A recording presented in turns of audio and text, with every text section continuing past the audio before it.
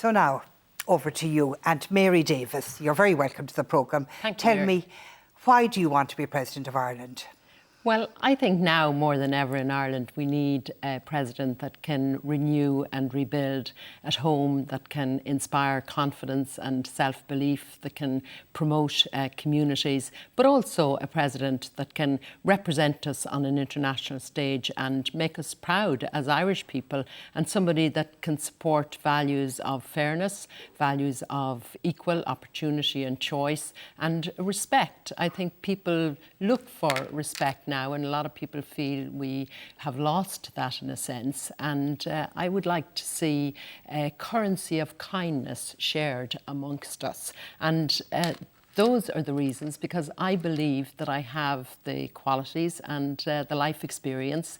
Those are the things that I have been doing down through the years in my work with disability for 30 years. So you could bring that to play in the Áras, and you feel those qualities would... I'm sure you wouldn't mean it like this, but do you believe in saying that those qualities have not been expressed heretofore? No, not at all. I think past presidents have done a wonderful job in bringing Ireland to the stage that it is today.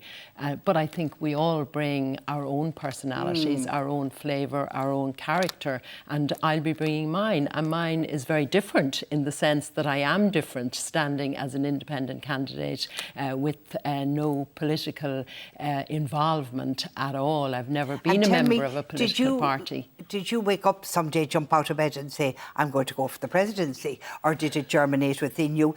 Are you a while thinking about it?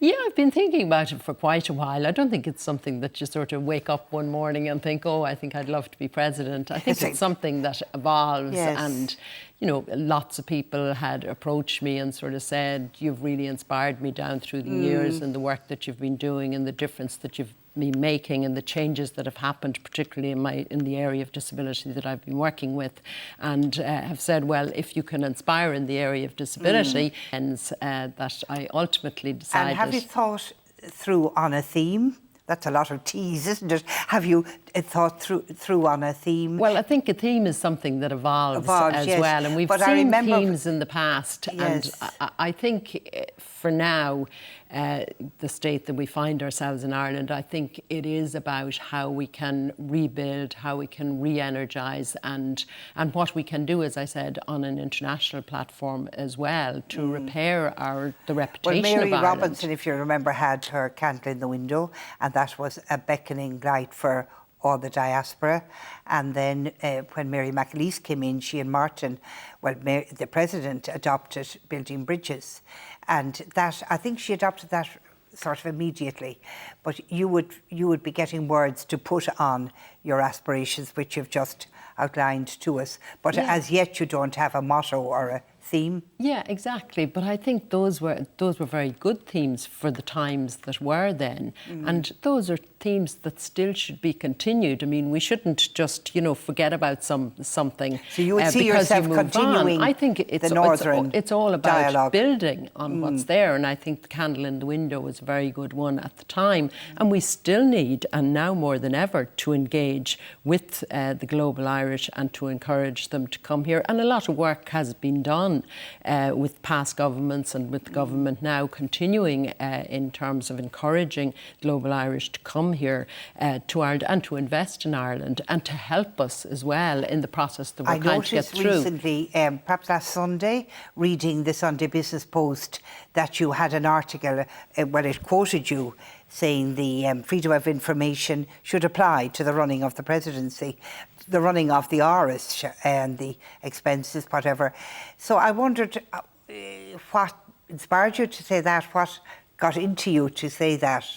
Well, I think it is important that there is a transparency there, particularly in all of our institutions now, and there's a lot of questioning at the moment. And as I've been travelling around the country talking to councillors and talking to community groups, the question that is uppermost on people's minds is how much is it going to cost? Is the presidency relevant, etc., in today's world?